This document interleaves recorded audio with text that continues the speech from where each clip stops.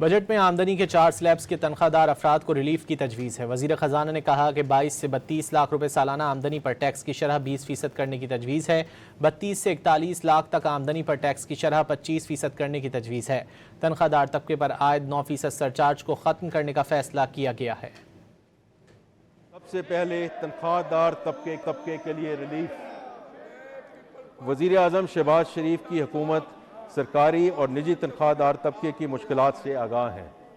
वज़ीर आज़म पाकिस्तान की हिदायत पर आज मुझे ये ऐलान करते हुए खुशी महसूस हो रही है कि हमारी हुकूमत ने आमदनी की 4 स्लैब्स के तनख्वाहदार अफराद को रिलीफ फराहम करने का फैसला किया है।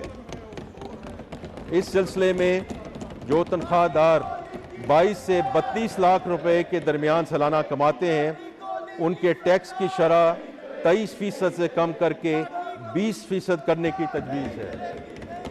32 से 41 लाख रुपए के दरमियान आमदन वाले तनख्वाहदारों के लिए टैक्स की शरह 30% से कम करके 25% करने की तजवीज़ है।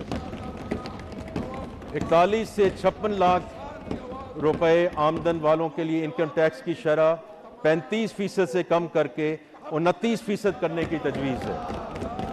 इसी तरह 56 लाख से 70 लाख रुपए तक तनख्वाह हासिल करने वालों के लिए टैक्स की शरह 35% से कम करके 32% करने की तजवीज़ है।